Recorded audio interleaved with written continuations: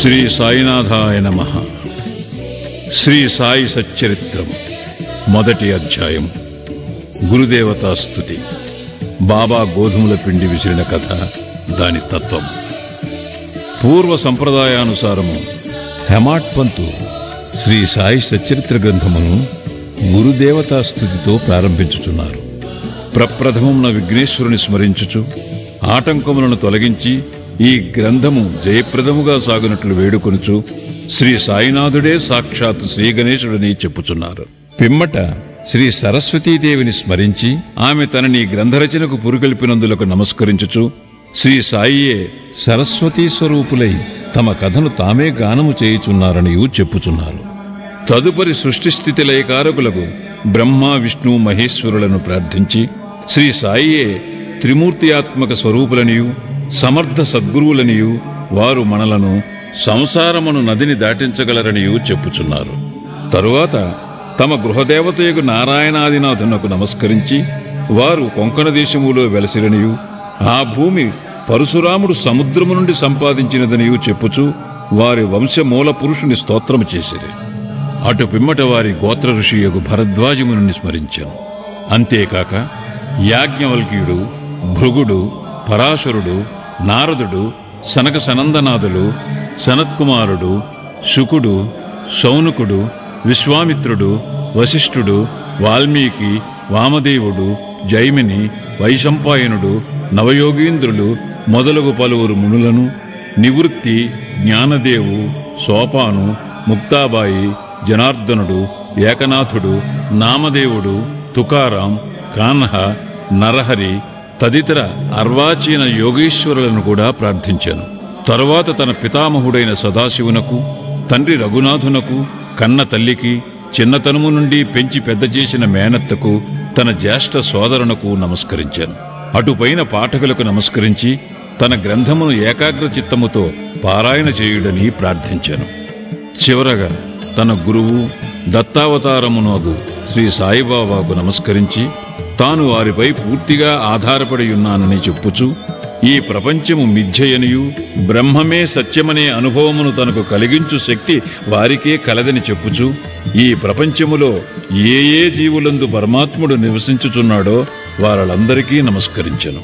పరాశరుడు, వ్యాసుడు, శాండిల్యుడు మొదలుగా గలవారులు చెప్పిన భక్తి మార్గములను పొగడి వర్ణించిన పిమ్మట హెమాట్ పంతు ఈ క్రింది కథను చెప్పుటకు ప్రారంభించాను.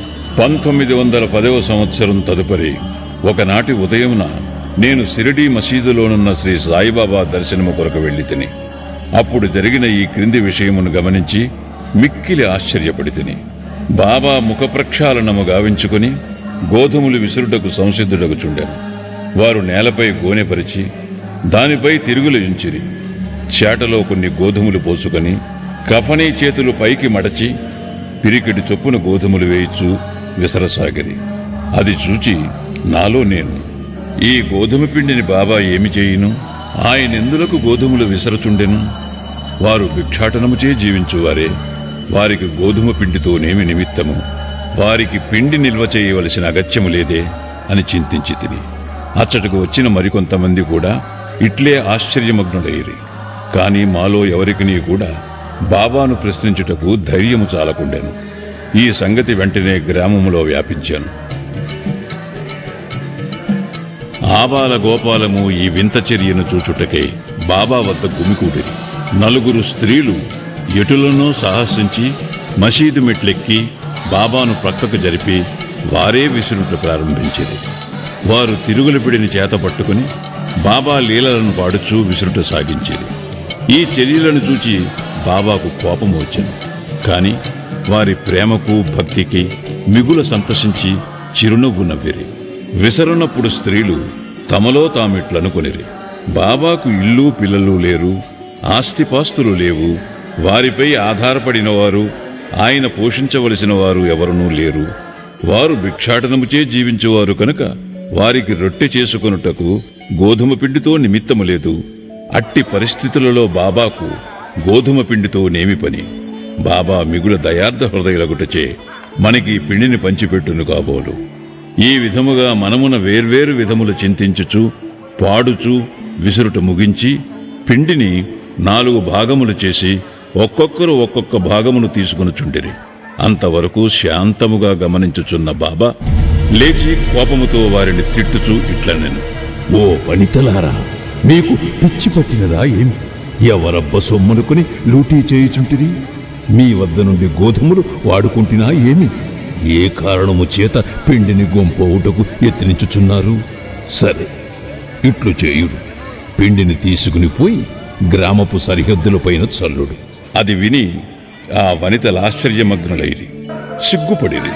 గుసగుసలాడుకొనుచు ఊరు సరిహద్దుల వద్దకు పోయి బాబా ఆజ్ఞానుసారము ఆ పిండిని చల్లిరి. నేనిదంతయు చూచి షిరిడీ ప్రజలను బాబా చర్యను గూర్చి ప్రశ్నించితిని. ఊరిలో కలరాజాడ్యము గలదనియు దానిని శాంతింపచేయుటకది బాబా సాధనమనియు చెప్పిరి. అప్పుడు వారు విసిరినవి గోధుమలు కావనియు వారు కలరాజాడ్యమును విసిరి ఊరి కవతల పారద్రోలిరనియు చెప్పిరి. అప్పటి నుండి కలరా తగ్గెను. గ్రామములోని ప్రజలందరూ ఆనందించిరి. ఇదంతయు వినిన నాకు మిక్కిలి సంతసము కలిగెను. దీని గూఢార్థమును తెలుసుకొన కుతూహలము కలిగెను. గోధుమ పిండికి కలరా జాడ్యమునకు సంబంధమేమి?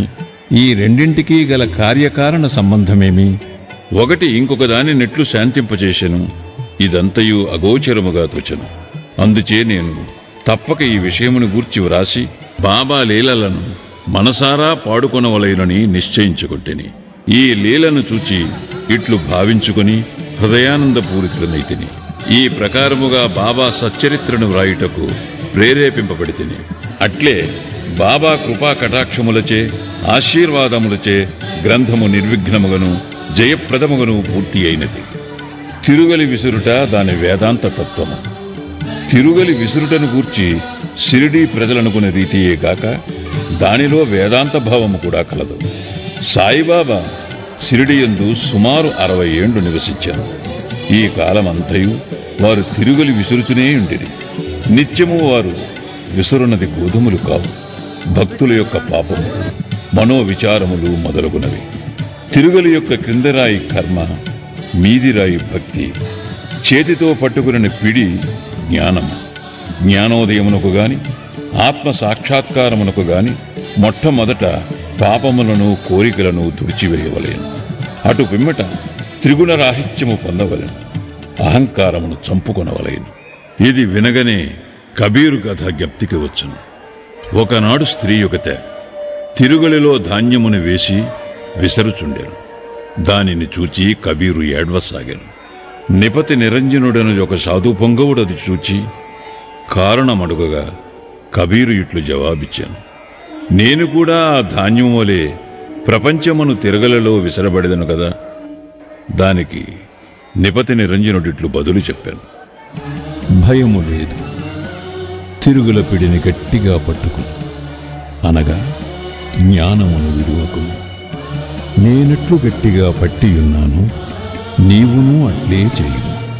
మనస్సును కేంద్రీకరించు, దూరముగా పూనీయకు. అంతరాత్మను చూచుటకు దృష్టిని అంతర్ముఖముగా నిమ్ము. నీవు తప్పక రక్షింపబడదెవు. మొదటి అధ్యాయము సంపూర్ణము. సద్గురు శ్రీ సాయినాథార్పణమస్తు. శుభం భవతు.